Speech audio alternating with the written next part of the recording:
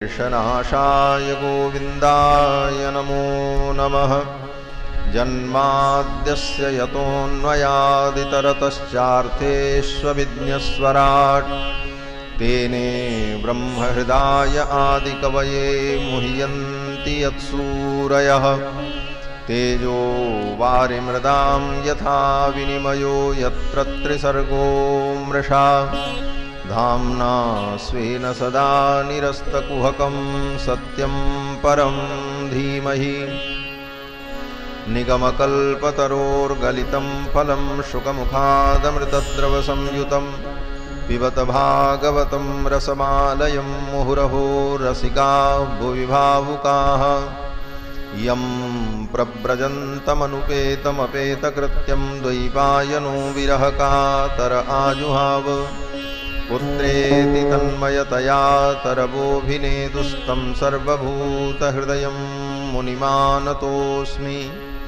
व्यासं वसिष्ठनप्तारं शक्तेः पौत्रमकल्मषं पराशरात्मजं वन्दे शुकतातं तपोनिधिं। व्यासाय विष्णुरूपाय व्यासरूपाय विष्णवे नमो वै ब्रह्मनिधये वासिष्ठाय नमो नमः। अचतुर्वदनो ब्रह्मादिबाहुरपरो हरिः अभाललोचनः शम्भुर्भगवान् बादरायणः। यस्य स्मरणमात्रेण जन्मसंसारबन्धनात् विमुच्यते नमस्तस्मै विष्णवे प्रभविष्णवे। ऋग्यजुस्सामरूपाय वेदाहरणकर्मणे प्रणवोद्गीतवपुषे महास्वशिरसे नमः। लक्ष्मीनाथसमारम्भां नाथयामुनमध्यमाम् अस्मदाचार्यपर्यन्तां वन्दे गुरुपरम्पराम्। शाण्डिल्याह्वयवंशवारितविधुं श्रीकोसलेशार्चकं विश्वक्सेनयतीन्द्रदेशिकपदद्वन्द्वारविन्दाश्रितं स्वाचार्ये सुयतौ जगद्गुरुवरे श्रीरामनारायणे। नित्यं सक्तमतिं जगद्गुरुवरं श्रीवासुदेवं भजे। वाञ्छाकल्पतरुभ्यश्च कृपासिन्धुभ्यैव च पतितानां पावनेभ्यो वैष्णवेभ्यो नमो नमः। अस्मद्गुरुभ्यो नमः। अस्मत्परमगुरुभ्यो नमः। अस्मत्सर्वगुरुभ्यो नमः। श्रीमते श्रीभाष्यकाराय नमः। श्रीपराङ्कुशपरकालयतिवरवरप्रतिवादिभीकरगुरुभ्यो नमः। श्रीजानकीकान्तस्मरणं श्रीराधाकान्तस्मरणं सन्तपूर्वाचार्याः सहायाः सन्तपूर्वाचार्याः सहायाः। बोलिए श्री सीतारामचंद्र भगवान की, श्री कृष्णचंद्र भगवान की, श्री सुखदेव भगवान की, अनंत कोटि वैष्णव की, सब संतन की, सब भक्तन की, श्री भाष्यकार रामानुज स्वामी जी महाराज की जय। जय श्री राधे श्याम। भगवान श्री सच्चिदानंद की मंगलमयी कथा सुधा का हम सभी लोग श्रवण लाभ प्राप्त करें, उसके पूर्व मन और वाणी को पवित्र करने के लिए भगवान नाम संकीर्तन श्रद्धा भक्ति के साथ करने पश्चात भगवान की कथा का आस्वादन करेंगे। भज राधे राधे गोविंद गोविंद राधे। भज राधे राधे गोविंद गोविंद राधे। भज राधे राधे गोविंद गोविंद राधे। भज राधे राधे गोविंद गोविंद राधे। भज राधे राधे गोविंद गोविंद राधे। भज राधे राधे गोविंद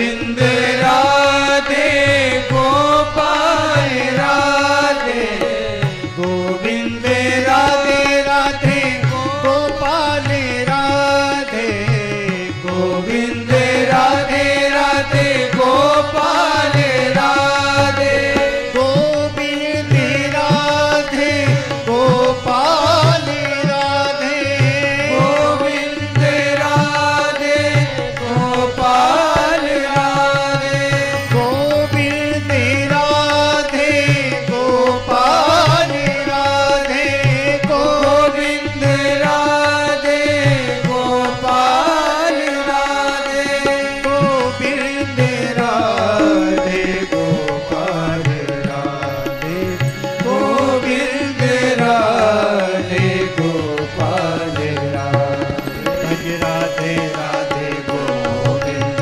गोविंद राधे राधे राधे जय हो गोविंद राधे राधे राधे गोविंद गोविंद राधे राधे राधे गोविंद गोविंद राधे गोविंद राधे गोपाल राधे गोविंद राधे गोपाल राधे गोविंद राधे गोपाल राधे गोविंद राधे गोपाल राधे भज राधे राधे गोविंद गोविंद राधे भज राधे राधे गोविंद गोविंद राधे भज राधे राधे गोविंद गोविंद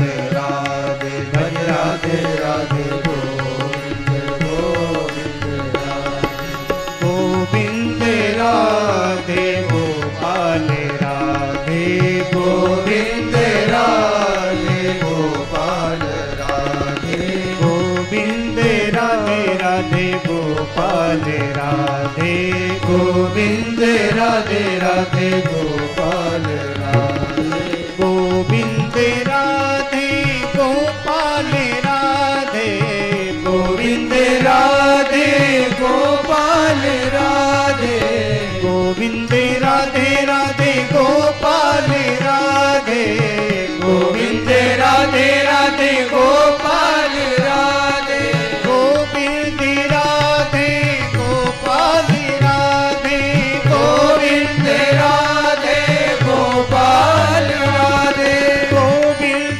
राधे राधे गोपाल राधे गोविंद राधे राधे गोपाल राधे गोपाल राधे गोविंद राधे गोपाल राधे गोविंद राधे गोविंद राधे गोपाल राधे गोविंद राधे गोपाल राधे गोविंद राधे गोपाल राधे गोविंद राधे गोपाल राधे भज राधे राधे गोविंद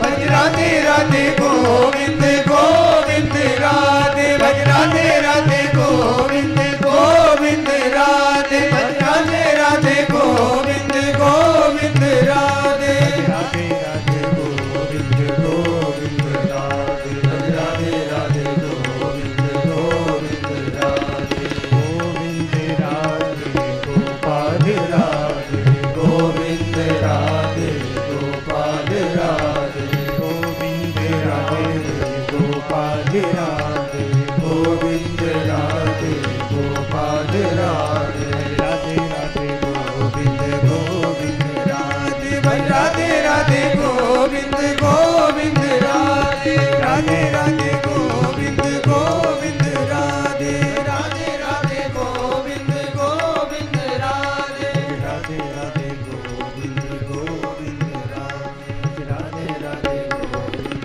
गोविंद राधे बोलो श्री गोविंद भगवान की श्री सच्चिदानंद भगवान की श्रीमद्भागवत ज्ञान यज्ञ की, श्री सुखदेव भगवान की, श्री वेदव्यास भगवान की, श्री भाष्यकार रामानुस्वामी जी महाराज की।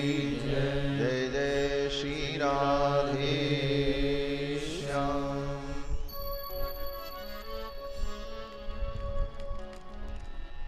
परमाध्यक्ष अनंत कोटि ब्रह्मांड नायक सर्वेश्वरेश्वर पुराण पुरुषोत्तम भगवान श्री कृष्णचंद्र एवं मंच पर विराजमान परम श्रद्धेय अनंत श्री विभूषित श्री स्वामी माधवाचार्य जी महाराज, श्री दिव्यांश वेदांती जी, हमारी अयोध्या से पधारे व्याकरणाचार्य और अनेक ग्रंथों के अध्येता एवं प्रणेता परम श्रद्धेय श्री रामदेवदास जी महाराज, श्रीमद्भागवत महापुराण का पारायण कराने वाले वृंदावन से पधारे हमारे परम स्नेही श्री रजत शर्मा जी, इस श्रीमद्भागवत सप्ताह ज्ञान यज्ञ के मुख्य यजमान श्री राकेश तिवारी जी, सपरिवार सपरिकर, उनके समस्त बंधु बांधव एवं दूर दूर से आए हुए समस्त श्रद्धालु श्रोता बंधुओं, धर्मानुरागी सज्जनों, श्रद्धामयी माताओं, भगवान की मंगलमयी कृपा के फलस्वरूप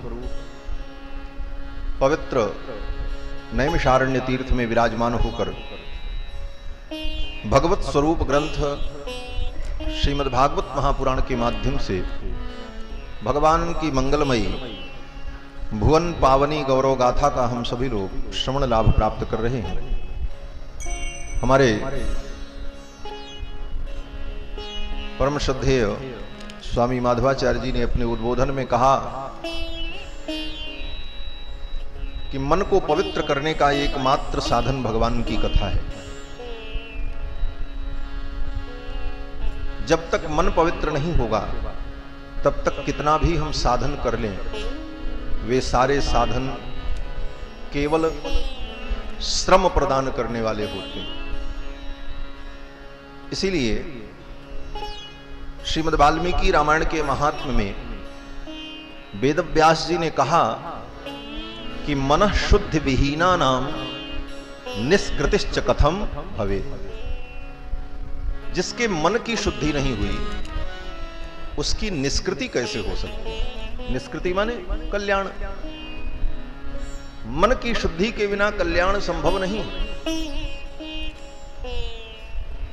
और मन ही बंधन मुक्ति सबका हेतु है। मन एव मनुष्याणां कारणं बंध मोक्षयोः। मन ही मनुष्य के बंधन और मुक्ति दोनों का कारण है। कौन सा मन बंधन का कारण है? तो वेदों ने कहा कि बंधाय विषयासक्तम, विषयों में आसक्त जो मन है वही बंधन का कारण है। और मुक्ति का कारण कौन सा मन है? बोले मुक्त्यै निर्विषयम मनः। विषयों से मुक्त जो हमारा मन है वही हमारी मुक्ति का हेतु है। तो मन की शुद्धि जब तक न हो तब तक निष्कृति संभव नहीं। मनः शुद्धि विहीनानां निष्कृतिश्च कथम भवेत्। श्रीमद् वाल्मीकि रामायण के महात्म्य में वेदव्यास जी ने कहा और स्वयं प्रश्न उपस्थित किया है कि मनः शुद्धि विहीनानां निष्कृतिश्च कथम भवेत्, कैसे होगी? तो स्वयं प्रश्न करके स्वयं वेदव्यास जी ने इसका उत्तर दिया। कहां दिया? बोले भागवत के महात्म्य में कि एतस्मादपरम किंचिन मनः शुद्ध्यै न विद्यते। इसीलिए आचार्यों ने कहा कि ग्रंथस्य ग्रंथांतरे टीका, संस्कृत साहित्य के ग्रंथों की ये विशेषता है कि एक ग्रंथ आप पढ़ो तो उस ग्रंथ में अगर कोई शंका हो जाए तो समाधान कहां? बोले फिर किसी दूसरे ग्रंथ में समाधान मिलेगा।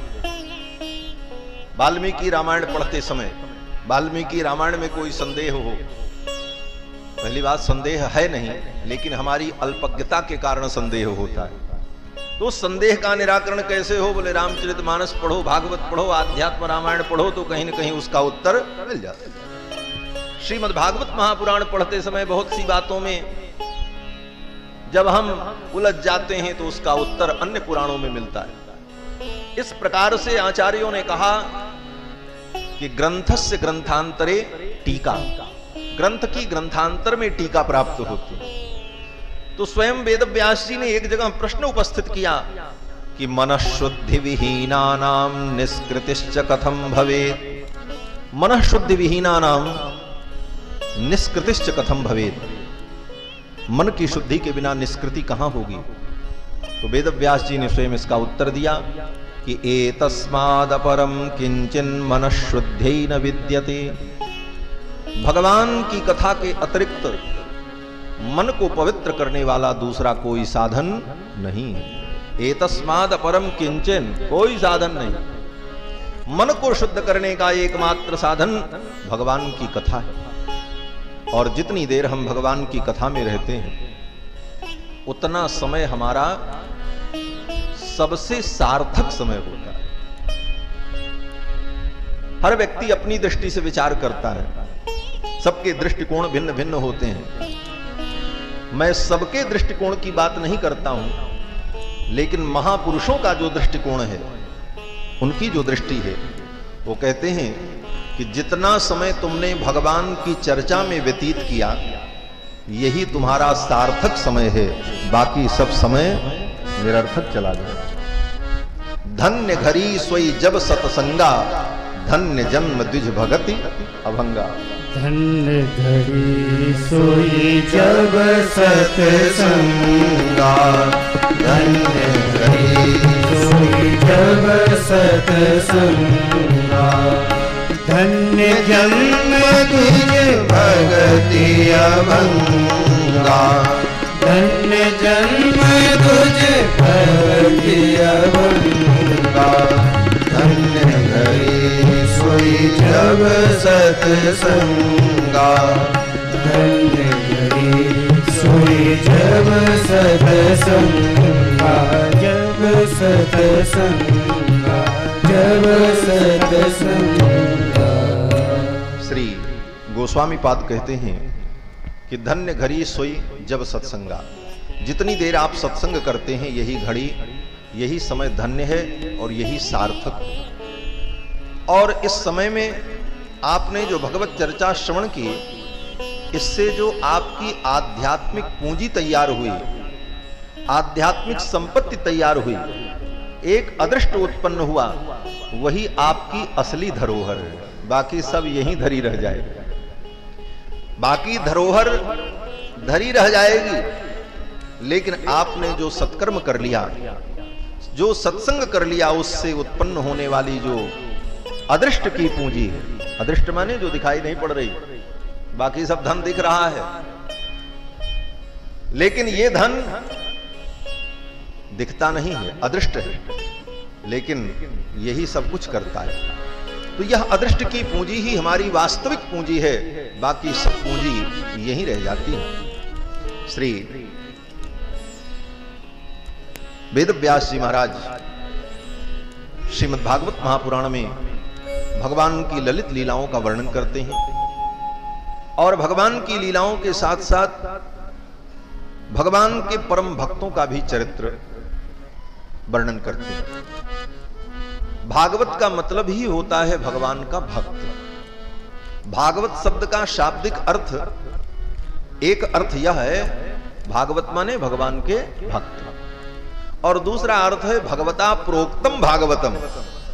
भगवान के द्वारा प्रोक्त प्रवर्तित जो ज्ञान है उसका नाम भागवत। तो भागवत का मतलब भगवान के भक्त, यह भी अर्थ है। और भागवता नाम पुराणम, भगवान के भक्तों का जो पुराण है, जिस पुराण में भगवान के भक्तों की विशेष चर्चा की गई, इसलिए इस पुराण का नाम भागवत पुराण। एक प्रकार से कहा जाए तो यह भक्तमाल है, अनेक भक्तों का चरित्र है।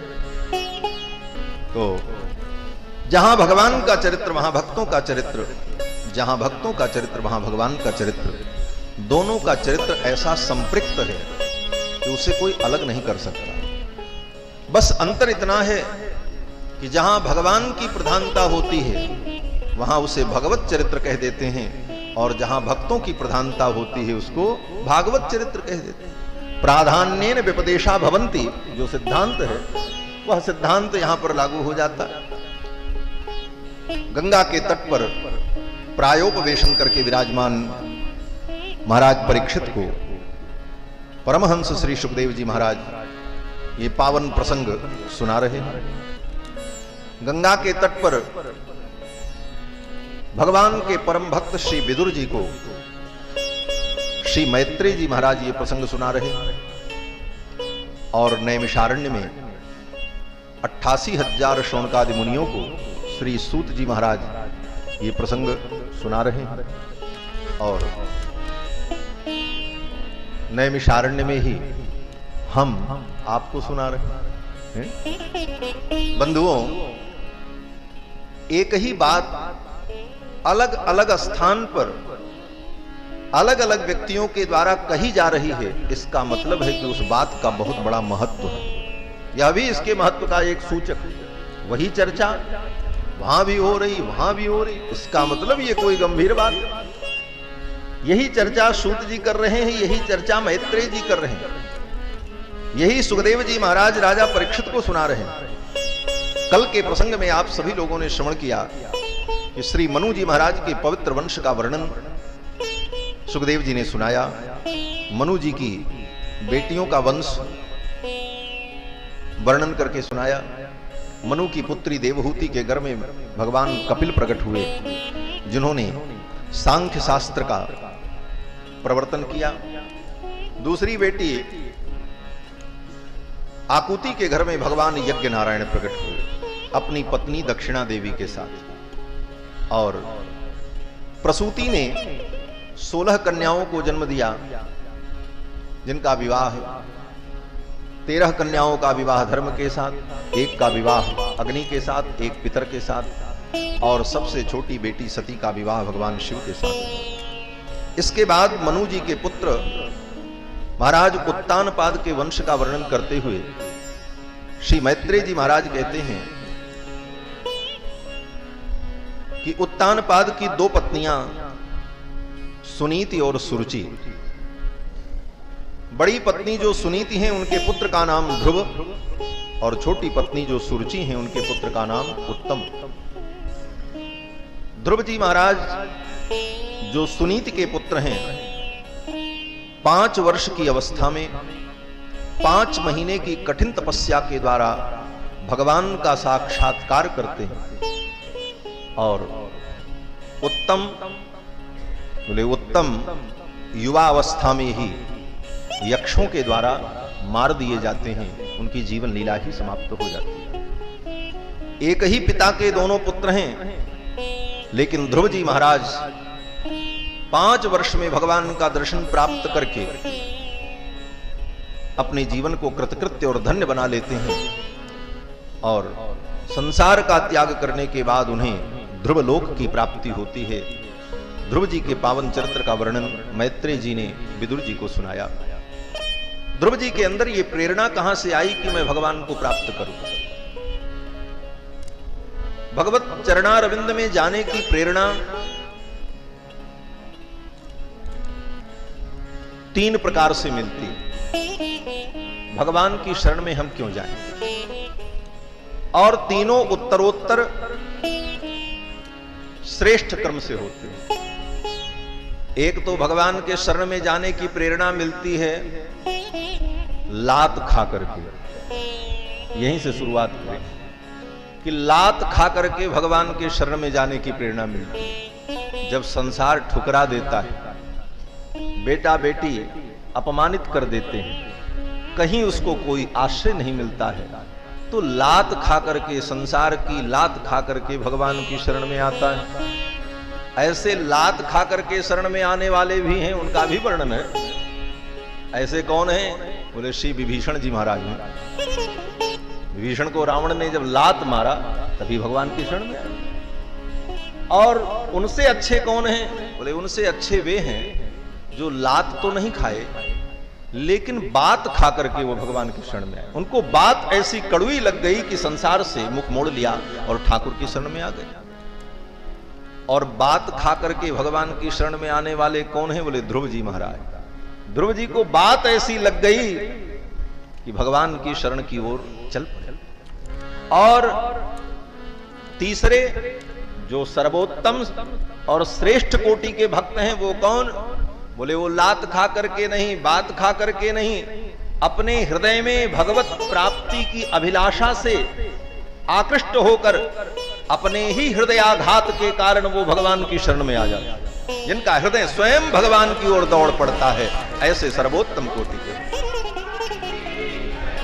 ऐसे भक्त कौन है? बोले ऐसे भक्त का भी चरित्र भागवत में है, वो प्रहलाद जी महाराज। प्रहलाद जी को न किसी ने लात मारा, किसी ने बात नहीं कही, जन्म से ही प्रहलाद के हृदय में भगवान के चरणों के प्रति अगाध प्रेम है। ये हृदयाघात, हृदय की प्रेरणा, तो बात खा करके, लात खा करके और हृदय के आघात से भगवान की शरण में आने वाले, इस प्रकार के 3 प्रकार के भक्त। ध्रुव जी महाराज ऐसे भक्त हैं जो कि बात के कारण भगवान की शरण में आ गए। और बात क्या थी? बोले बात ये थी कि एक दिन महाराज उत्तानपाद अपने सिंहासन पर बैठे थे और अपने छोटे पुत्र उत्तम को गोद में लेकर उसका दुलार कर रहे थे। उसी समय 5 वर्ष के बालक श्री ध्रुव जी महाराज कहीं से आ गए। अपने भाई उत्तम को पिता की गोद में बैठा देखकर मन में हुआ कि मैं भी पिता की गोद में बैठूं, और जाकर के पिता की गोद में बैठ गए। पित्रा भ्रातरमुत्तमासन गतम ह्योत्तानपादि ध्रुवौ दृष्ट्वा तत्सवमारुरुक्षरधिकं मात्रावमानं गतः। बगल में उनकी सौतेली मां बैठी थी, उत्तम की मां सुरुचि। उसने तुरंत ध्रुव का हाथ पकड़ा और घसीट करके पिता की गोद से उतार दिया और डांट लगाई। सौतेली मां सुरुचि ने कहा कि न वत्स निपतेर धृष्ण्यम भवानारोढ़ुमर्हति। अरे पुत्र, तुम इनकी गोद में नहीं बैठ सकते, तुम इनके सिंहासन पर बैठने के अधिकारी नहीं हो। 5 वर्ष के बालक ध्रुव ने कहा, क्यों? ये मेरे पिता हैं, मैं इनकी गोद में नहीं बैठ सकता। तो सौतेली मां सुरुचि ने कहा, पुत्र तो हो तुम इनके, लेकिन मेरी कोख से पैदा नहीं हुए, इसलिए तुम इनकी गोद में नहीं बैठ सकते। न गृहीतो मया यत्वं कुक्ष्वावपि नृपात्मजः। हे नृपनंदन, तुम मेरी कोख से पैदा नहीं हुए, इसलिए इनकी गोद में नहीं बैठ सकते। तो 5 वर्ष के बालक ध्रुव ने कहा, इसके लिए मुझे क्या करना पड़ेगा? तो सौतेली मां ने व्यंग बोलते हुए कहा कि जाओ, जाकर के तपस्या करो, तपसाराध्य पुरुषम। तपस्या के द्वारा उन परम पुरुष की आराधना करो, और जब वो प्रसन्न हो जाएं तो तस्यैवानुग्रहेण में, उन परमात्मा परम पुरुष के अनुग्रह से गर्भे त्वं साधयात्मानम, और तब तुम मेरे गर्भ में आओ, और जब मेरे गर्भ में आकर के फिर तुम पैदा होगे, तब तुमको पिता की ये गद्दी मिलेगी। इतनी बड़ी बात सौतेली मां ने ध्रुव को कहा। ध्रुव जी महाराज को बड़ी पीड़ा हुई। इस बात की आघात ने ही ध्रुव को ठाकुर की ओर मोड़ दिया। ध्रुव जी महाराज दौड़ पड़े और जाकर के अपनी मां सुनीति के गोद में गिर पड़े। मातु सपत्न्या सुदुरुक्ति विद्धः। मैत्रेय जी कहते हैं, विदुर, सौतेली मां के वचनों से उनका हृदय दग्ध हो गया। मातु सपत्न्या सुदुरुक्ति विद्धः। सौतेली मां के दुर्वचनों से ध्रुव जी का हृदय विद्ध हो गया, छिद गया, घायल हो गया। श्वसन रुषा दंड हतो यथा ही। जैसे किसी सांप को कोई एक लाठी मार दे और घायल हो जाए तो लंबी लंबी सांस लेता है, उसी प्रकार लंबी लंबी सांस लेते हुए ध्रुव जी महाराज जाकर के अपनी मां सुनीति के गोद में गिर पड़े। हित्वा मिशंतम पितरम सन्नवाचम जगाम मातु प्ररुदन शकासम। मां की गोद में जाकर के गिर पड़े, रोने लगे। मां सुनीति सब बात समझ गई, सेवकों के द्वारा उन्हें सब बातें पता चल गईं और मां सुनीति ने अपने पुत्र को समझाया। मां सुनीति ने कहा, बेटा तुम्हारी सौतेली मां सुरुचि ने ठीक कहा, सत्यम सुरुच्याभिहितम भवान में यद्दुर्भगाया उदरे गृहीतः। सुनीति ने कहा, बेटा तुम्हारी सौतेली मां सुरुचि ने ठीक कहा है, मेरी जैसी अभागिनी के गर्भ से तुम पैदा हुए, इसीलिए आज तुमको इस दुख का अनुभव करना पड़ रहा है। ये मेरे पापों का परिणाम है, मुझ पापिनी के तुम पुत्र बने, इसलिए आज तुमको ये दुख हो रहा है। तुम मेरे पुत्र न होते तो आज तुम्हें ये दुख न होता। बोले ये तो बड़ी उल्टी बात लग रही है, इसमें मां सुनीति का कोई दोष नहीं है, लेकिन सुनीति कहती मेरे पापों का परिणाम है। कारण बोले जो महापुरुष होते हैं, जो भगवत भक्त होते हैं, वे दूसरों में दोष का दर्शन नहीं करते, अपने ही दोष का निरीक्षण करते, आत्मावलोकन करते।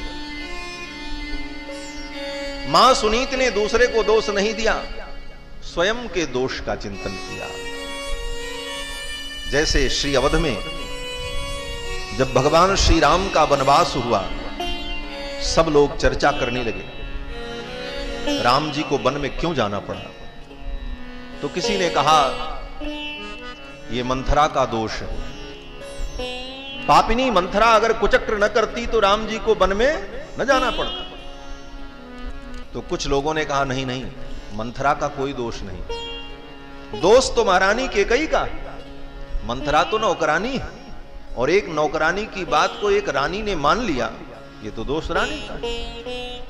कुछ लोगों ने कहा नहीं नहीं, महारानी केकई का भी दोष नहीं, दोष तो महाराज दशरथ का है। ऐसा भी कहने वाले लोग। बोले क्यों? बोले रानी तो मोह में पड़ी थी, महाराज बुद्धिमान थे, ज्ञानी थे, नीतिज्ञ थे, उनको ऐसा निर्णय नहीं लेना चाहिए। कुछ लोग ऐसे भी थे जिन लोगों ने कहा महाराज का भी दोष नहीं है। बोले तब किसका दोष है? बोले राम जी का दोष है। बोले राम जी ने क्या किया? बोले राम जी चुपचाप जंगल क्यों चले गए? उनको प्रतिवाद करना चाहिए था, अपना पक्ष रखना चाहिए था। आज छोटी सी बात होती है तो लोग न्यायालय दौड़ जाते हैं, और राम जी चुपचाप चले गए, ये तो राम जी की गलती, उनको अपनी सफाई देनी चाहिए था, उसका प्रतिकार करना चाहिए था। सब प्रकार की बातें हो रही थी, लेकिन जब भरत जी से पूछा गया कि राम जी का वनवास क्यों हुआ, तो श्री भरत जी ने क्या कहा? श्री भरत जी महाराज कहते हैं कि न मंथराया न च मातुरस्य, मंथरा का कोई दोष नहीं, न मंथराया न च मातुरस्य दोषो न राज्ञो न च राघवस्य। महाराज का कोई दोष नहीं है, रघुनंदन का भी कोई दोष नहीं। बोले तब? तो भरत जी कहते हैं कि मत पापमेवात्र निदानमासीत्, मेरा ही पाप रघुनंदन के वनगमन का कारण है। मैं अगर केकई का पुत्र न होता तो मेरी मां मेरे लिए राज्य क्यों मांगती? तो कारण तो मैं हूं। मत पाप एमेवात्र निदानमासीत् वन प्रवेशे रघुनंदनस्य, रघुनंदन के वन प्रवेश में एकमात्र कारण मैं हूं। और इसी भाव को गोस्वामी तुलसीदास जी ने मानस में प्रस्तुत किया। भरत जी कहते हैं मोहि समान को पाप निवासु, और जेहि लगी सी राम वनवासु। मेरे समान पापी कौन होगा जिसके कारण रघुनंदन को वन में जाना। मां सुनीति ने भी किसी को दोष नहीं दिया। मां सुनीति ने कहा कि सत्यम सुरुच्याभेतम भवान में यद दुर्भगाया उदरे गृहीतः, मेरी जैसी दुर्भाग्यशालिनी के हृदय से, गर्भ से तेरा जन्म हुआ, इसीलिए आज तुझे इस दुख का अनुभव करना पड़ रहा है। मां सुनीति ने अपने पुत्र को समझाया और कहा बेटा तुम्हारी सौतेली मां ने जो कहा भगवान परम पुरुष की आराधना करो, तो भगवान परम पुरुष की कृपा से, परमात्मा की कृपा से जीव को सब कुछ प्राप्त हो सकता है। और भगवान की कृपा से सारे दुख की निवृत्ति होती है। नान्यम ततः पद्म पलाशलोचनाद दुःखच्छिदं ते मृगयामि कंचन। महासुनीत ने कहा कि कमल नयन भगवान के अतिरिक्त तुम्हारे दुख को दूर करने वाला कोई नहीं है, इसलिए तुम भगवान की शरण में जाओ। धन्य है मां सुनीति जिन्होंने अपने पुत्र को भगवान की शरण में भेजा। दूसरी मां होती तो कहती कहीं मत जाओ, यहीं रहो, मैं देखती हूं, बेटे का पक्ष लेकर के लड़ने को तैयार होती। लेकिन मां सुनीति ने कहा तुम भगवान का भजन करो। वो मां धन्य है जो अपने पुत्र को ठाकुर के चरणों में लगा देता। और ऐसी माताएं बहुत गिनी चुनी होती। एक महात्मा कहते थे आज तक संसार में ऐसी माताएं जो हुई वो मात्र 3.5 माताएं हुई, 4 भी नहीं हुई। लो 3.5 माता। 3.5 माता कैसे? बोले एक मां तो वो हैं जिन्होंने अपने पुत्र को भगवान के चरणों में लगा दिया, जिनका इतिहास पुराणों में भरा है। मां मदालसा। मां मदालसा का चरित्र बड़ा पवित्र है। मां मदालसा के 4 पुत्र हुए और अपने सभी पुत्रों को भगवान के चरणों में लगा दिया। बच्चे को गोद में लेकर के जब मां मदालसा हलराती दुलराती तो लोरी सुनाती हुई यही कहती थी, शुद्धोसी बुद्धोसी निरंजनोसी संसार माया परिवर्जितो। तुम शुद्ध हो, तुम बुद्ध हो, तुम आत्मरूप हो, क्यों रो रहे हो? ये संसार मायामय है और इस माया के चक्कर में तुम मत पड़ो। नैवास्य तुम रोदसी कस्य हेतोः। मां मदालसा अपने पुत्र से कहती किसके लिए रो रहे हो? ये संसार की कोई वस्तु तुम्हारी नहीं है, तुम तो आत्मरूप हो। अपने बच्चे को ये लोरी सुना सुना करके बचपन से ही परम भागवत बना दिया। पुत्र को जंगल भेज दिया, जाओ तप करो, ये विवाह शादी संसार के चक्कर में पड़ना ही मत। स्वयं मां ने सिखा करके अपने 3 पुत्रों को वन में भेज करके तपस्वी बना दिया। चौथे पुत्र अलर्क थे, सबसे छोटे थे। जब अलर्क को भी यही उपदेश देने लगी उनकी मां मदालसा, तो पति ने आकर के कहा देवी एक को तो छोड़ दो, सब जंगल चले जाएंगे तो ये राज्य कौन चलाएगा? ये इतना वैभव जो है इसे कौन संभालेगा? एक तो संसार में रहे, ये वंश परंपरा चले। तो पति के बहुत कहने पर मां मदालसा ने छोटे पुत्र अलर्क को वन में नहीं जाने दिया। लेकिन मां के मन में कहीं न कहीं पीड़ा बनी थी, मदालसा के मन में, कि मेरे 3 बेटे तो संसार से मुक्त हो गए, माया के बंधन में नहीं पड़े, लेकिन ये मेरा छोटा बेटा माया के बंधन में पड़ जाएगा। लेकिन चलते चलते मां मदालसा ने अपने उस छोटे पुत्र के कल्याण का भी मार्ग प्रशस्त कर दिया। क्या किया? बोले एक पत्र लिखा और पत्र लिख करके बच्चे की अंगूठी में बंद कर दिया और कहा बेटा इस अंगूठी को कभी खोलना मत। जब तुम्हारे जीवन में कोई बहुत बड़ी विपत्ति आ जाए, कोई रास्ता न मिले, कोई मार्ग न मिले, तब इस अंगूठी को खोलना और इस पत्र में जो लिखा है उसे पढ़ लेना और वही तुम अपने जीवन में कर लेना। अंगूठी पहना दी। राजकाज चलता रहा। अलर्क जी महाराज राज्य का संचालन करते थे। मां ने देखा कि इतने दिन बीत गए, अभी तक इसको वैराग्य नहीं हुआ। तो मां मदालसा ने स्वयं अपने भाई से मिलकर गुप्त रूप से योजना बनाई और मां मदालसा ने अपने भाई से कहा कि तुम मेरे बेटे के राज्य के ऊपर आक्रमण कर दो, चारों तरफ से घेर लो, इसके राज्य को नष्ट कर दो, तब इसे संसार से वैराग्य होगा। भाई ने, सगे मामा ने ही राज्य पर आक्रमण करके चारों तरफ से घेर लिया, सेना को पराजित कर दिया, भागने का कोई रास्ता नहीं। ऐसी विषम परिस्थिति में अलर्क को अपने मां की वो बात याद आ गई कि कोई ऐसी परिस्थिति आवे तो अंगूठी खोल करके देख लेना, उसमें जो लिखा हो वही तुम कर डालना, तुम्हें शांति मिलेगी।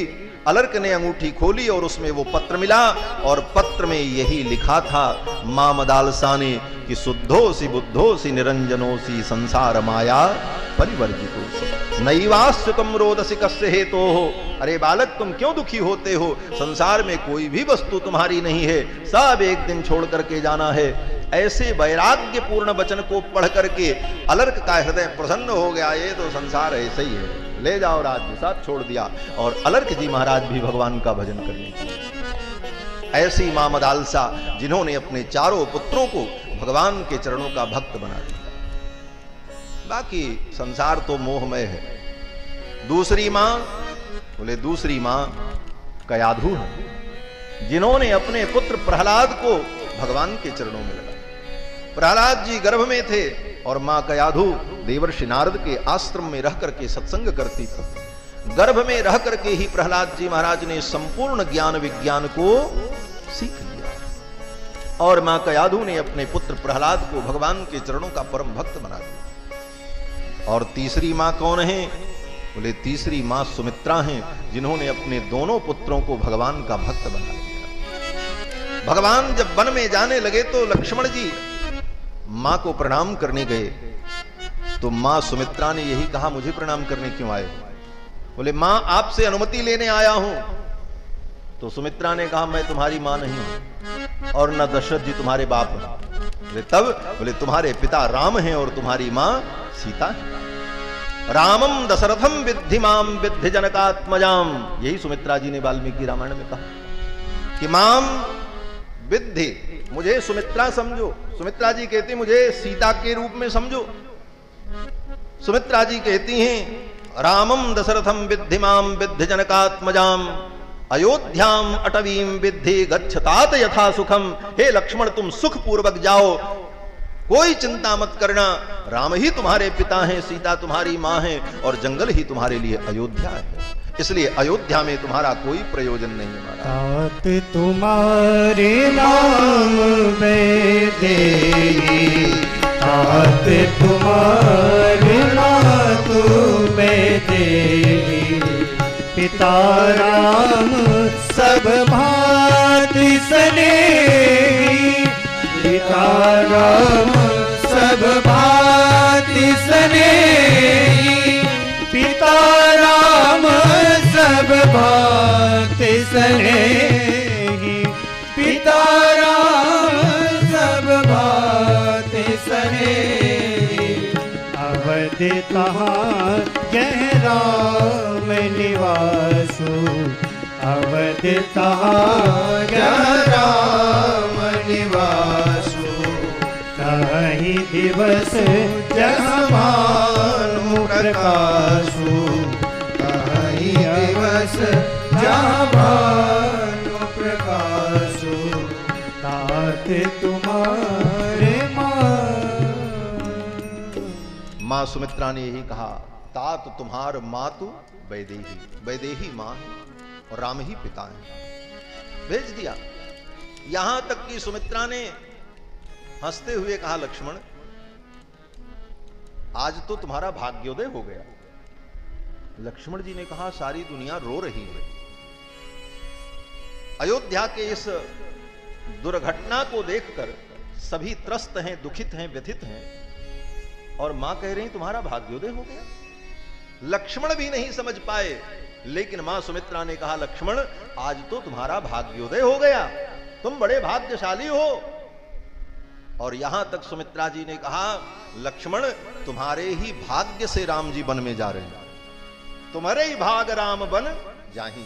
सुमित्रा ने यही कहा, तुम्हारे भाग्य से ही राम जी वन में जा रहे हैं। क्यों? सुमित्रा ने कहा, अयोध्या में तुम रघुनंदन का कैंकर्य करते थे तो तुम्हें तृप्ति नहीं होती। क्यों? यहां इतने सेवक थे, इतने नौकर चाकर थे, तुम्हें सेवा का अवसर नहीं मिलता था। तुम्हारे मन में टीस थी, दुख था कि मैं रघुनंदन का कैंकर्य नहीं कर पाता हूं। अब तो तुम्हारा भाग्योदय हो गया, अब तुम इनके साथ जा रहे हो, अब सारी सेवा तुम्ही को करनी ही पड़ेगी। ये सौभाग्य तुमको प्राप्त होगा, तुम्हारे ही भाग राम बन जाहि, तुम्हारे ही भाग्य से राम जी वन में जा रहे हैं। और ये बात जब मां सुमित्रा ने कहा कि अब तो सारा कैंकर्य भगवान की संपूर्ण सेवा करने का सौभाग्य तुमको मिलेगा, तो लक्ष्मण जी हर्षित हो गए और राम जी के चरणों में आकर के गिर पड़े, बोले प्रभु मुझे ले चलो अपने साथ। राम जी ने पूछा, मेरे साथ चल करके क्या करोगे? तो मां ने जो कहा था वही लक्ष्मण जी ने भगवान से कह दिया। बोले अहम सर्वम करिष्यामि जाग्रत स्वपतश्चते, मैं आपका समस्त कैंकर्य करूंगा, आप चाहे जागते रहो चाहे सोते रहो। भवास्तु सह वैदेहिया गिरिशानुसुरंशते, आप तो भगवती वैदेही के साथ पर्वत की कंदराओं में, उपत्यकाओं में, पर्वत शिखर पर भ्रमण करना, विलास करना, और मैं आपका सर्वविध कैंकर्य करूंगा। लक्ष्मण जी महाराज शेषावतार हैं, अनेक रूप धारण करके अनेक विध भगवत कैंकर्य करने में समर्थ हैं। निवास सय्यासन पादुकाम सुकोपधान वर्षा तपवारणादि भी शरीर भेद स्तव शेषतांगतई। शरीर भेद से भगवान के शेष होकर समस्त प्रकार के कैंकर्य को करने में समर्थ। तो तीसरी मां सुमित्रा हैं, जिन्होंने अपने पुत्र लक्ष्मण को भगवान की सेवा में लगा दिया और दूसरे पुत्र शत्रुघ्न को भगवान के भक्त की सेवा में लगा दिया। भगवान का शेषत्व प्राप्त हो, ये वैष्णवता की उच्च श्रेणी है, और भगवान के भक्तों का शेषत्व प्राप्त हो जाए, ये उच्चतम श्रेणी है। इसको भागवत शेषत्व कहते हैं। भगवत शेषत्व से विशिष्ट भागवत शेषत्व होता है। हम भगवान के दास हैं, हम भगवान के अधीन हैं, हमारा जीवन, हमारा सर्वस्व भगवान के लिए है, ये भावना दृढ़ हो जाए तो इसको कहते हैं भगवत शेषत्व। इसको हमारे यहां वेदांत में भगवत शेषत्व कहा। और भागवत शेषत्व क्या है?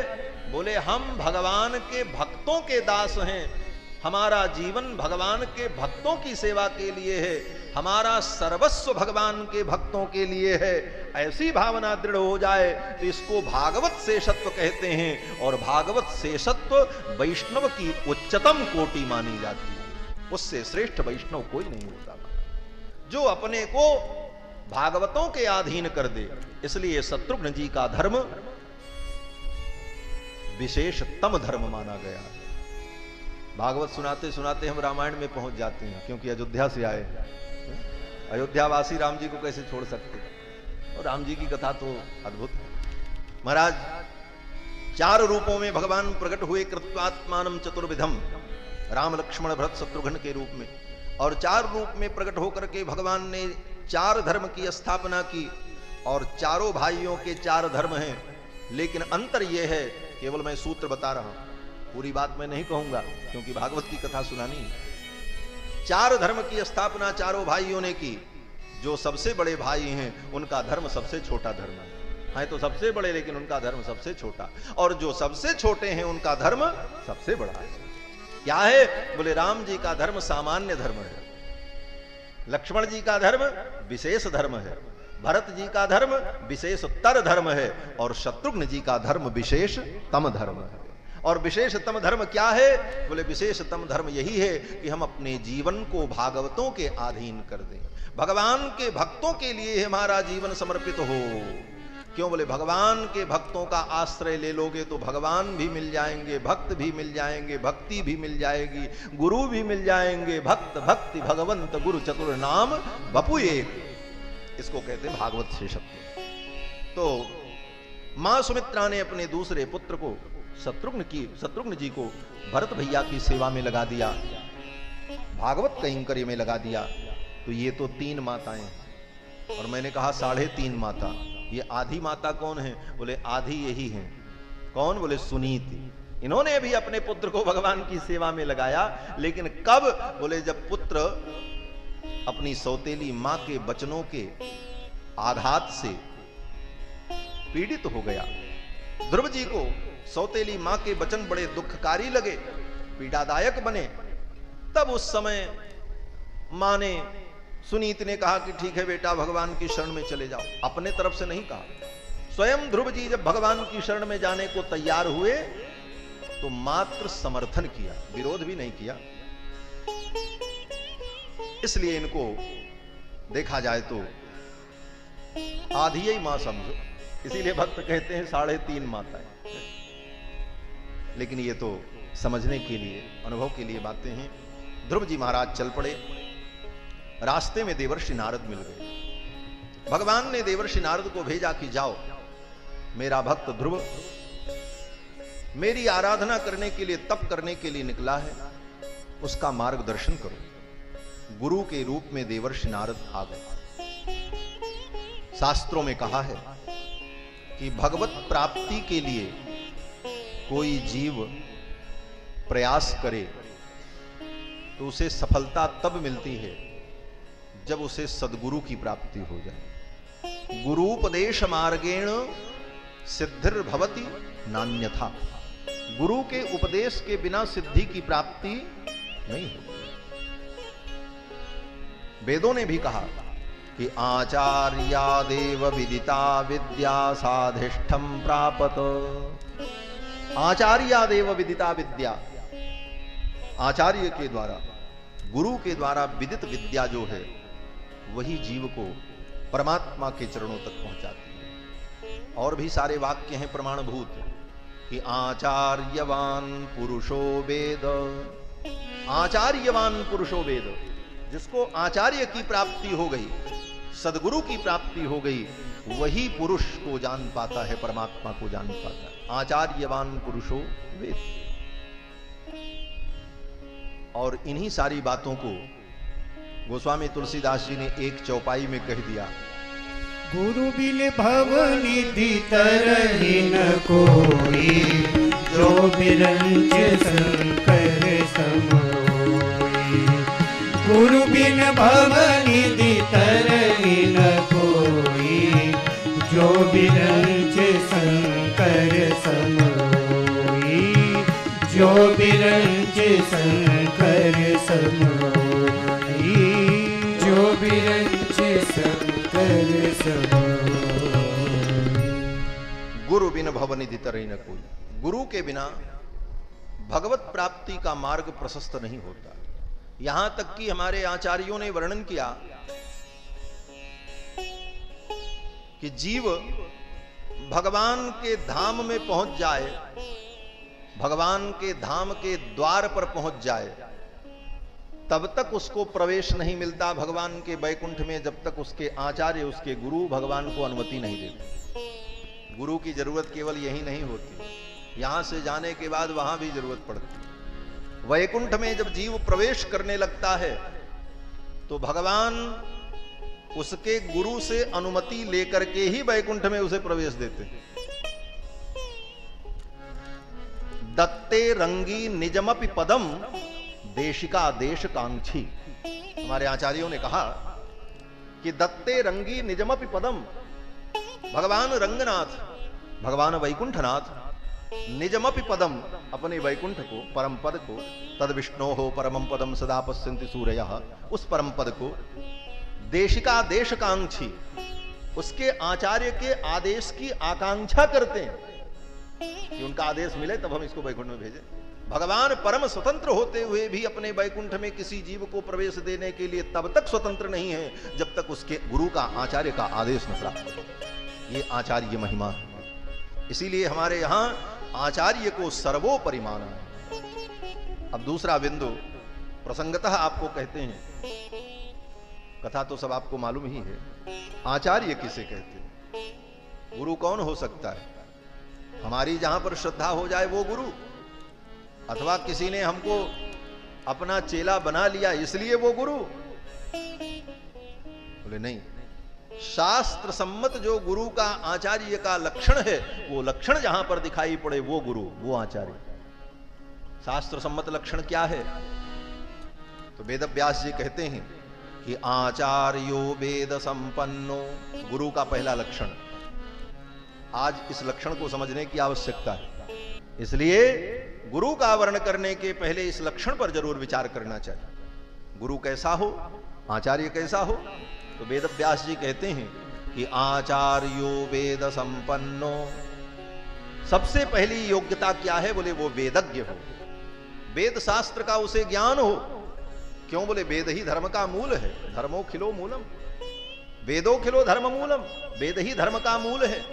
वेदात धर्मो ही निर्भव, वेद प्रणहितो धर्मो ह्यधर्मस्तद विपर्ययः, ये सारे प्रमाण है। तो सबसे पहले उसको वेदज्ञ होना चाहिए, ये पहली परिभाषा। आचार्यो वेद संपन्नो। अब दूसरी विशेषता गुरु की क्या हो? बोले विष्णु भक्तो, वो भगवान का भक्त हो। मंत्र दे रहा है आपको भगवान का और वो स्वयं भक्ति कर रहा है भैरव की, तो ऐसे गुरु के मंत्र से तुम्हारा कल्याण नहीं। तुमको तो बता रहा है राम का मंत्र, कृष्ण का मंत्र, और स्वयं उसका इष्ट कौन है? बोले वो किसी अन्य देवतांतर की उपासना में लगा है। बोले ऐसे गुरु से भी कल्याण नहीं होगा। आचार्यो वेद संपन्नो विष्णु भक्तो विमत्सरः, जिसके जीवन में मत्सर न हो, ईर्ष्या न हो। विष्णु भक्तो विमत्सरः मंत्रज्ञो मंत्र भक्तश्च, और वो मंत्रज्ञ हो, मंत्र को जानता हो। मंत्र भक्तश्च, वो जो मंत्र तुम्हें दे रहा है उस मंत्र में उसकी भक्ति हो, उसकी भी निष्ठा हो। मंत्रज्ञो मंत्र भक्तश्च सदा मंत्राश्रयः, और मंत्र के आश्रित हो, मंत्र पर उसे भरोसा हो। सदा शुचि, और जो पवित्र आचरण संपन्न हो। बाह्य शुद्धि और आभ्यंतर शुचिता से जो संपन्न हो।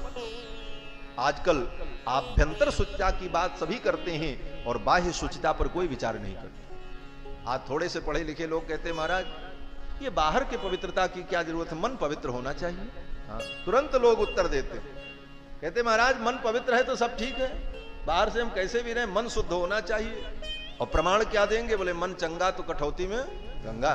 एक लाइन याद कर लिए, मन चंगा तो कठौती में गंगा। ऐसे कहने वाले लोगों का मन चंगा ही नहीं है। तुम्हारा मन चंगा होता तो ये तुम तर्क ही न देते। शुद्धि के दो प्रकार हैं शुचिता की, ये बाह्य शुद्धि और आभ्यंतर शुद्धि। बाह्य शुद्धि शास्त्र का जो विधान है, पवित्रता के जो आचरण हैं,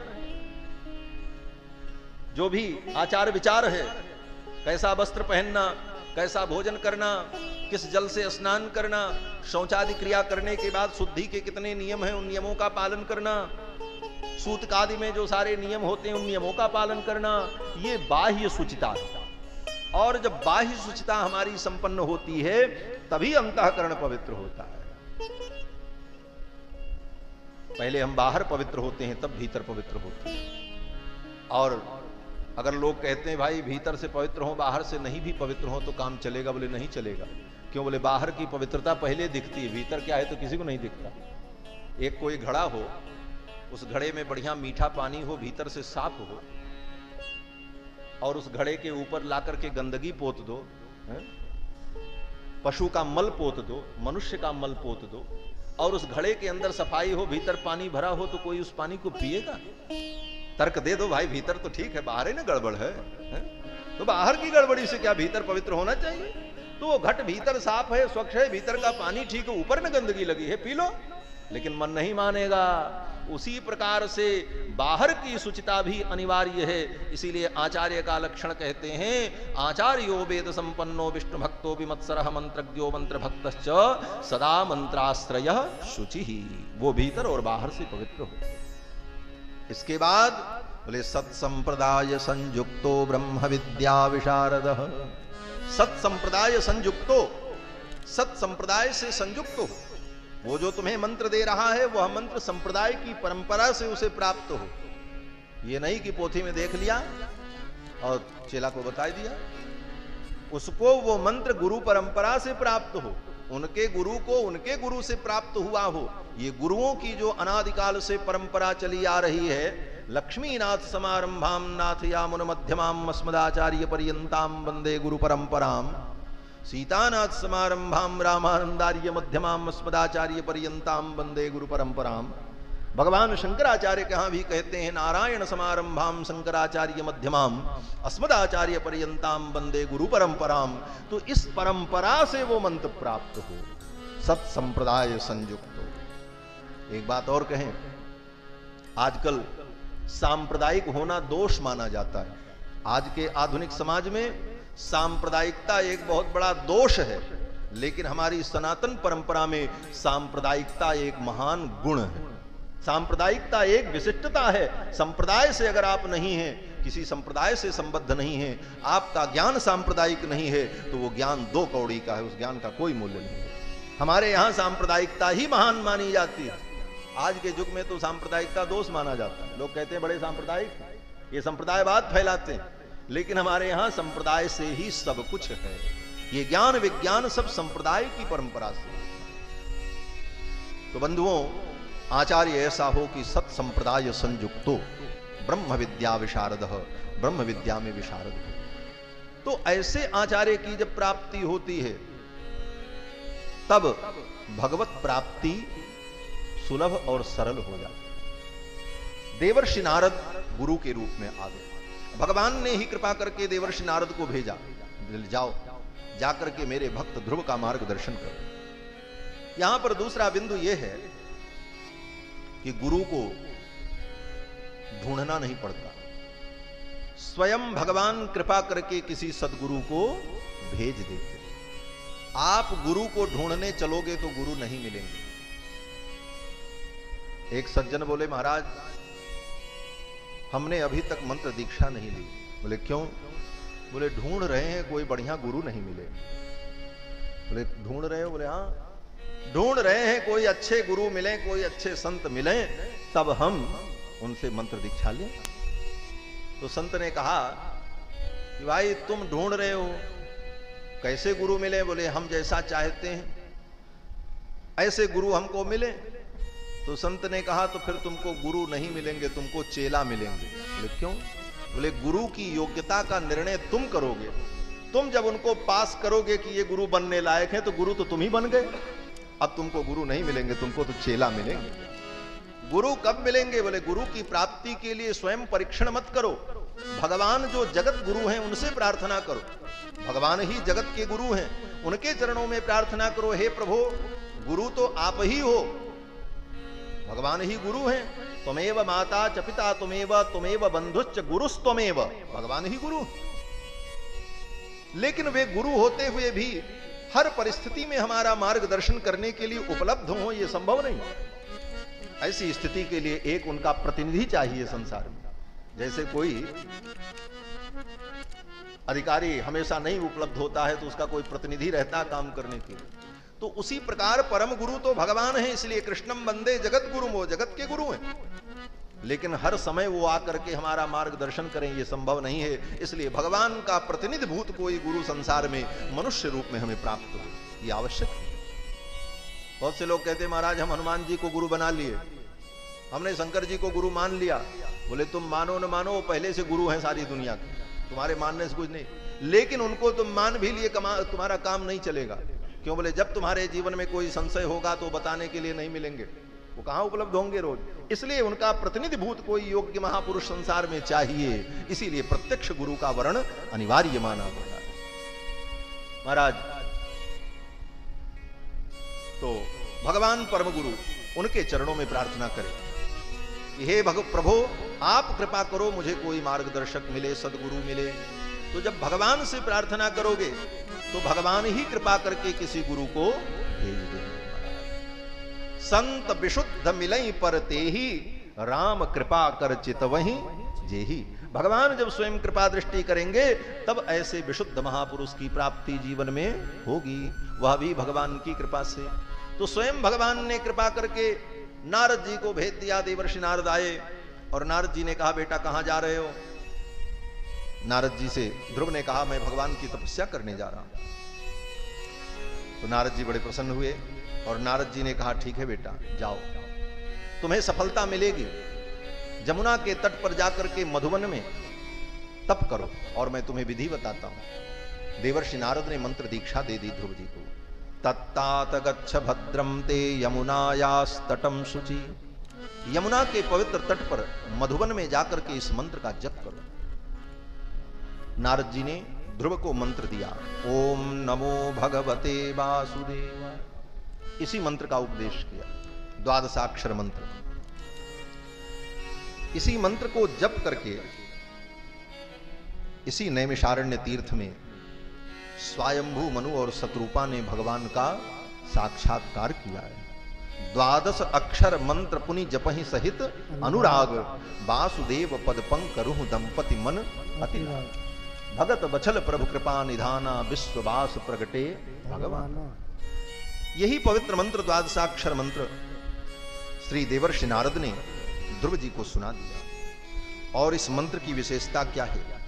बोले आज भी इस कलिकाल में यम सप्तरात्रम प्रपठन पुमान पश्यति खेचरान।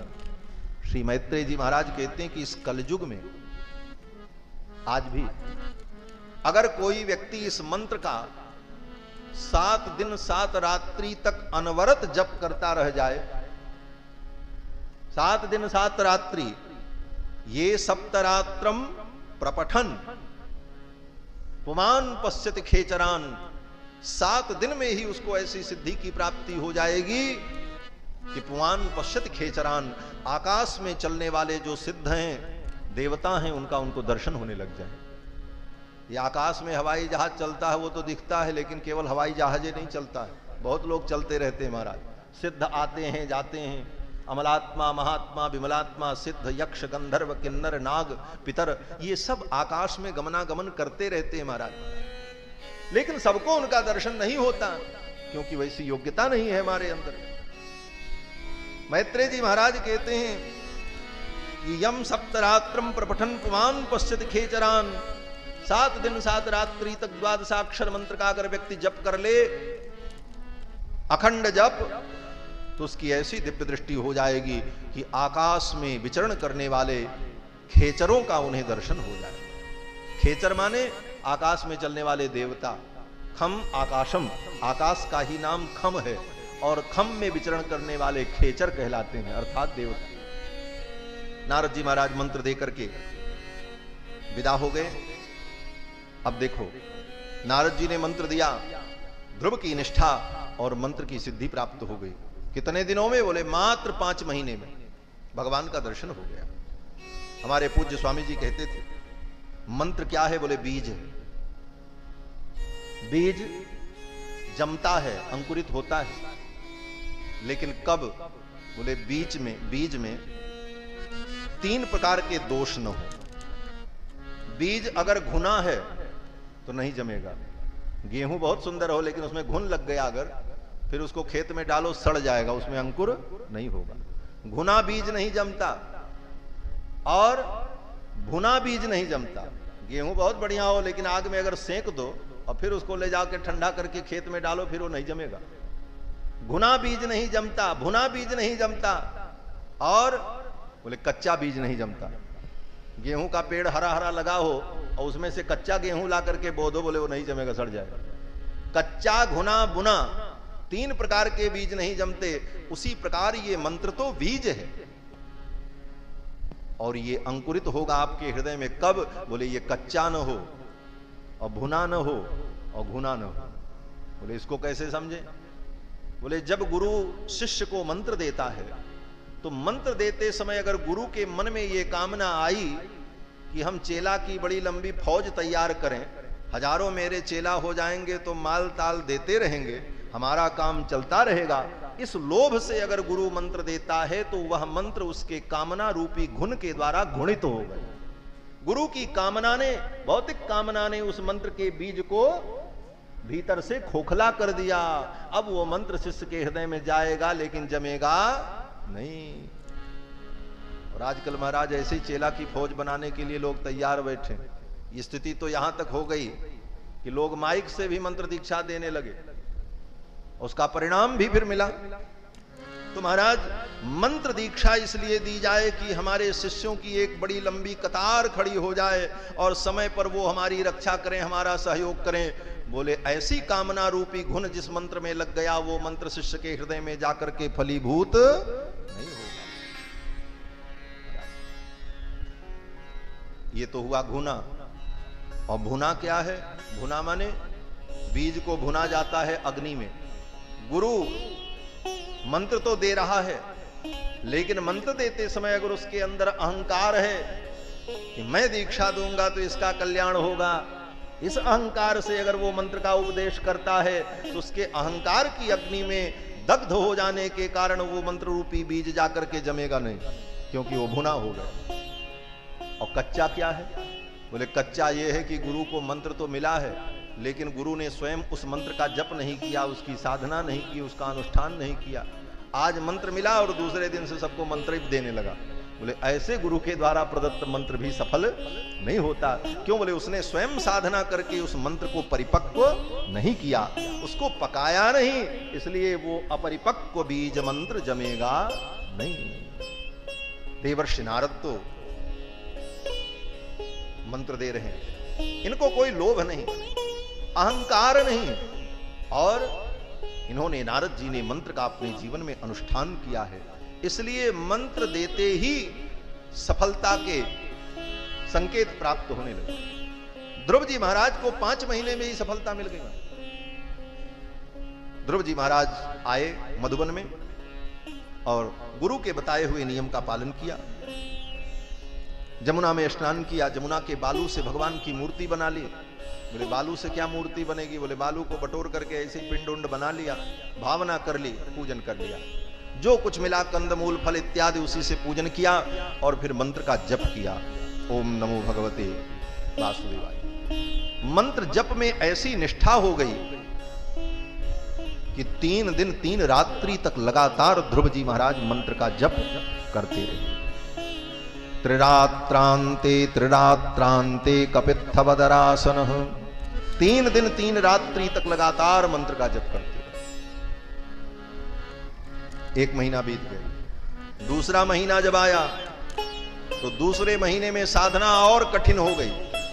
6 दिन 6 रात्रि तक लगातार मंत्र का जप करते रहे। तीसरा महीना आया। तीसरे महीने में 9 दिन तक मंत्र का लगातार जप करते रहते। तृतीयम चानयन मासम नवमे हनि। चौथा महीना आ गया।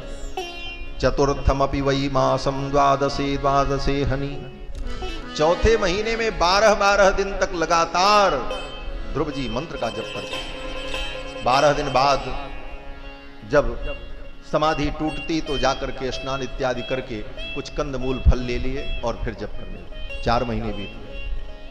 5वां महीना लगा।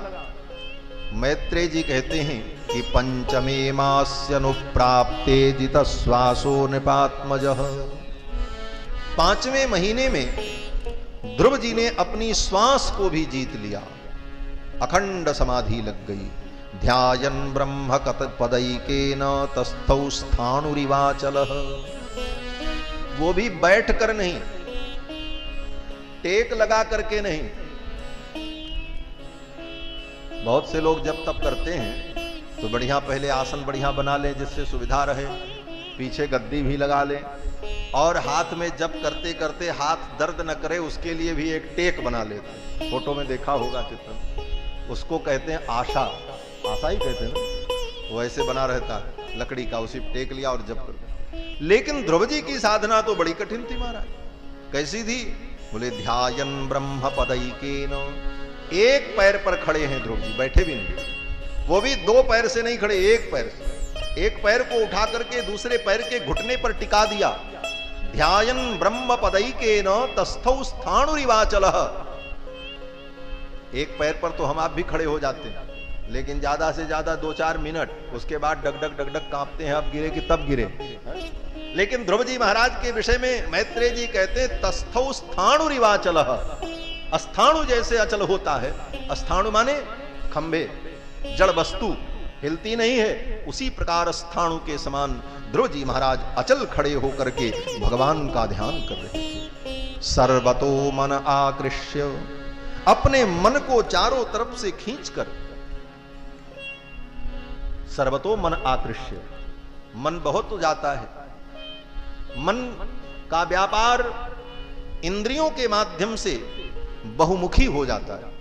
इंद्रियों से जो हम संसार के विषयों का अनुभव करते हैं, आंख से सुंदरता का, कान से सुंदर मधुर शब्द का, नाक से सुंदर गंध का, जिह्वा से सुंदर रस का, और अपने शरीर के त्वग नाम की इंद्रिय के द्वारा सुखद स्पर्श का, ये जो हम अनुभव करते हैं इंद्रियों के द्वारा, तो इन इंद्रियों के पीछे मन रहता है। मन उन 5 रूपों में विभक्त होकर के उन इंद्रियों के द्वारा सुख को खींचता है और ला करके आत्मा को सप्लाई करता है।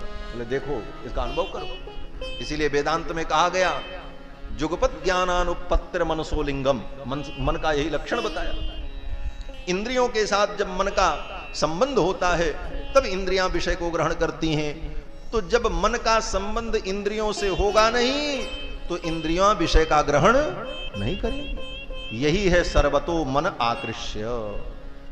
ध्रुव जी महाराज ने अपने मन को सब इंद्रियों से खींच लिया और खींच करके सर्वतो मन आकृष्य हृदय भूतेन्द्रियाशयम, अपने हृदय के अंदर ही भगवान का ध्यान करने लगे।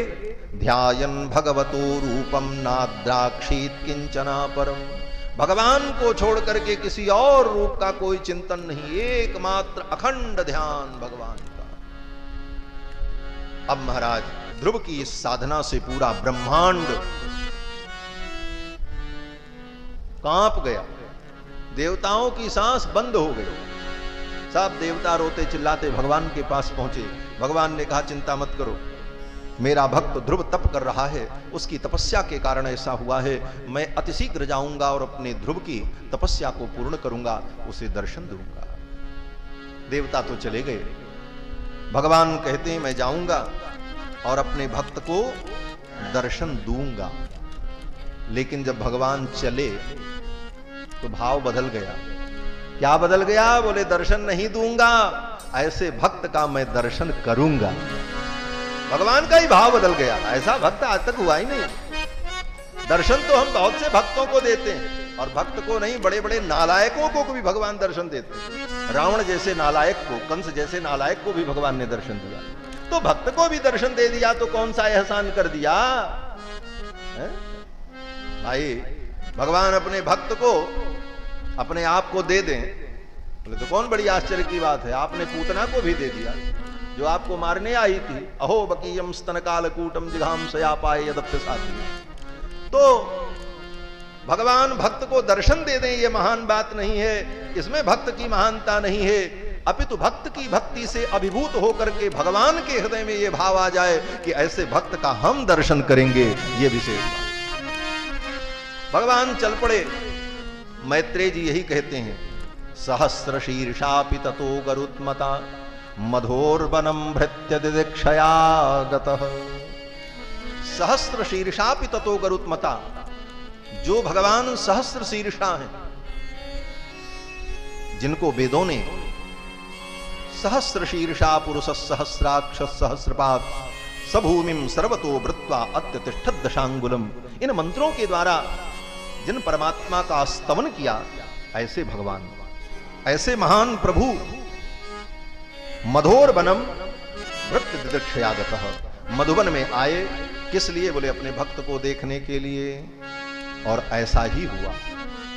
आए ठाकुर जी तो ध्रुव जी ने भगवान को नहीं देखा, भगवान ने ही ध्रुव को देखा। बोले क्यों? बोले कोई हमारे पास आएगा तो हम उसको देखेंगे, वो हमको देखेगा, दोनों एक दूसरे को देखेंगे। बोले हाँ ये बात है, लेकिन यहां थोड़ा अंतर है। बोले क्या अंतर है? बोले भगवान आए तो ध्रुव जी ने भगवान को नहीं देखा, भगवान ने ध्रुव को देखा। क्यों? बोले ध्रुव जी की तो आंखें ही बंद थी। हाँ, ध्रुव जी तो ध्यान में थे, इसलिए ध्रुव जी ने भगवान को नहीं देखा। भगवान आए, भगवान ने ध्रुव को देखा, और देख करके ध्रुव जी को भगवान आनंदित हो गए। और ध्रुव जी, बोले ध्रुव जी तो अपने हृदय में ही भगवान को देख रहे, उनके हृदय में ही भगवत दर्शन हो रहा। तो भगवान ने सोचा इसकी समाधि कैसे पूरी हो। तो भगवान ने विचार किया कि इसके हृदय में मेरी जो झांकी है, जो रूप है, वो रूप अंतर्हित हो जाए तो इसकी समाधि टूट जाएगी। और भगवान ने अपने संकल्प से ध्रुव जी की समाधि को पूर्ण कर दिया। तिरोहितम सहसैवोपलक्ष्य बहिस्थितम तदवस्थम ददर्श। भगवान ने अपने संकल्प से ध्रुव की समाधि को पूर्ण कर दिया। ध्रुव जी अपने हृदय के अंदर भगवान के जिस रूप का दर्शन कर रहे थे, वह रूप अचानक अंतर्हित हो गया। जब अंतर्हित हो गया वो रूप, तो ध्रुव जी को बड़ी व्याकुलता हुई।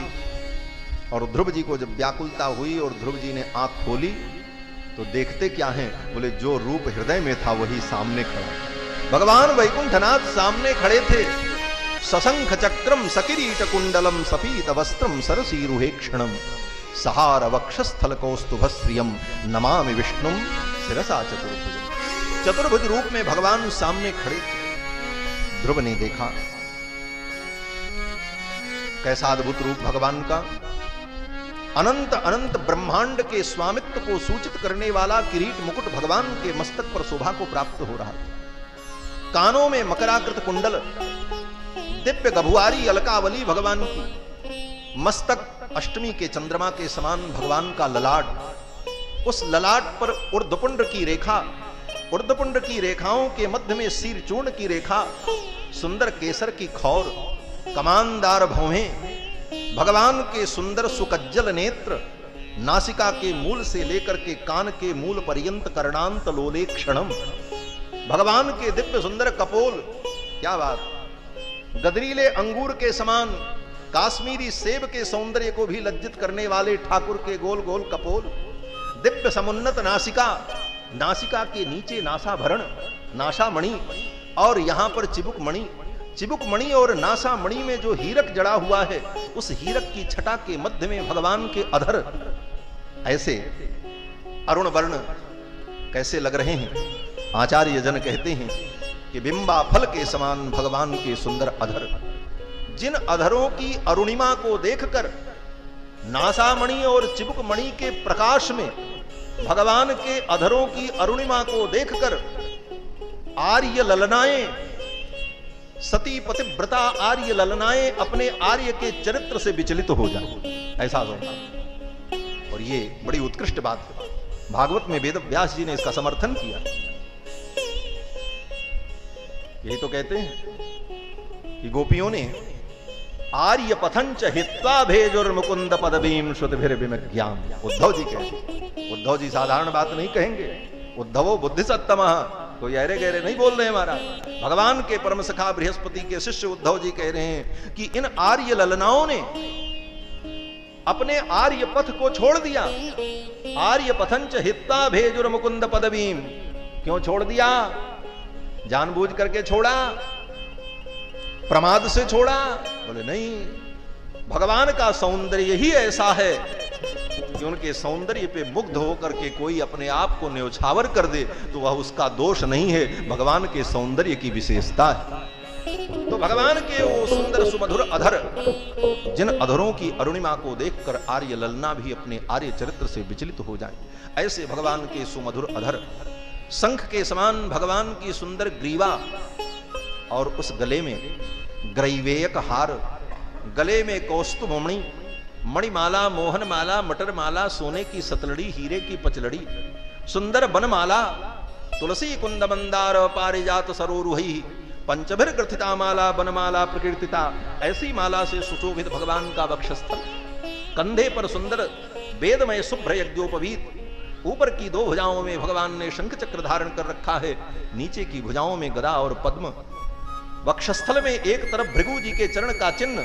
एक तरफ भगवती श्री जी का स्थान, चकर्थ यस्या भवनम भुजांतरम तव प्रियम धाम यदीय जन्मभू, भगवती श्री का निवास, और कमर में लिपटा हुआ भगवान का दिव्य पीतांबर, कंधे पर अंगद, बाजूबंद विजायट, कंकण मुद्रिका, कमर में लिपटा हुआ भगवान का दिव्य पीतांबर। कैसा पीतांबर भगवान का? बोले आकाश की विद्युत में जो चमक है, उस चमक से युक्त, अर्थात बिजली के समान चमकता हुआ भगवान का पीतांबर, तडिदंबराय, तड़ित के समान भगवान का पीतांबर चमक रहा है। संतों ने बड़ा अनुभव किया है महाराज, यही रस है। बाकी कथा कहानी, कौन किसका बेटा, कौन किसका नाती, कौन राजा कब मरा, कौन कब पैदा हुआ, ये तो इतिहास है। लेकिन इन कथाओं में जो भगवत तत्व की अनुभूति है, जो भगवत सौंदर्य की अनुभूति है, यही वास्तविक रस है। भगवान का पीतांबर कैसा चमक रहा है? कहते हैं भगवान का श्री अंग नीलाम्बुजश्यामल कोमलांगम, नील वर्ण ठाकुर का है। दूर्वादलद्युत तरुण तरुणाब्ज नेत्रम अतसी पुष्प संकासम, ये सब प्रमाण है। ऐसे नील वर्ण ठाकुर के श्री विग्रह में लिपटा हुआ पीतांबर जो पीला पीला चमक रहा है, कैसी शोभा हो रही है? बोले जैसे नीले नीले बादल को पीले रंग की बिजली चारों तरफ से घेर ले और चमकती ही रहे, चमकती रहे, उसका चमकना बंद न हो, ऐसा स्वरूप ठाकुर का। स्थित विद्युत परिवेष्टित नील घन खंड के समान भगवान का श्री अंग, ये शोभा को प्राप्त हो। भगवान के दिव्य चरणारविंद, जिन चरणारविंद की रज को प्राप्त करने के लिए बड़े बड़े योगी, अमलात्मा, महात्मा जन्म जन्मांतर, कल्प कल्पांतर, जुग जुगांतर तक निरंतर निरंतरायमान यम नियम आसन प्राणायाम प्रत्याहार धारणा ध्यान समाधि के द्वारा जिस चरण रज को प्राप्त करने के लिए तरसते रहते हैं, ऐसे ठाकुर के वे चरणारविंद जो भक्तों के परम धन है। धनम मदीयम तव पाद पंकजम कदानु साक्षात करवाणी चक्षुषा। ऐसे ठाकुर के दिव्य पादारविंद, जिन पादारविंद की नखमण चंद्रिका की एक ज्योत्सना को प्राप्त करने के लिए बड़े बड़े योगी समाधि में बैठे रहते हैं, कि ठाकुर के चरणों की जो नखमणि चंद्रिका है, ये नखमणि चंद्रिका क्या है? बोले ठाकुर जी के चरणारविंद के जो नख हैं वो कितने चमक रहे हैं महाराज। आजकल लोग अपना भी नख खूब चमकाते हैं घिस घिस करके, और न चमके तो ऊपर से पेंट लगा देते हैं। लेकिन ठाकुर जी के नख तो इतने चमक रहे हैं सुंदर हीरे के समान, कि उससे जो किरणें निकलती हैं, भगवान के नखमणि चंद्रिका की जो किरणें हैं, उन एक किरण का दर्शन करने के लिए, अनुभव करने के लिए बड़े बड़े योगी समाधि में बैठे रहते हैं कि कहीं वो एक किरण दिख जाए। ऐसे दिव्य भगवान के पादारविंद, तद विष्णो हो परमम पदम सदा पश्यन्ति सूरया। ऐसे ठाकुर की दिव्य बाकी झांकी का ध्रुव जी ने दर्शन किया। ध्रुव जी तो देखते ही रह गए महाराज। ध्रुव जी सोचने लगे, भगवान मेरे सम्मुख खड़े हैं, मैं इनकी स्तुति कैसे करूं। ध्रुव जी महाराज भगवान की स्तुति करना चाहते हैं, लेकिन स्तुति कर नहीं पा रहे। भगवान की स्तुति दो प्रकार से ही की जा सकती है। स्तुति के दो प्रकार होते हैं बस। क्या प्रकार हैं? हमारे आचार्य वर्णन करते हैं कि स्तोत्रम नाम किमाम अनंति कवयो यद्यन्यदीयान गुणान।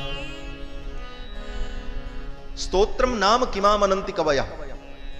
आप किसी की स्तुति करें तो कैसे करेंगे?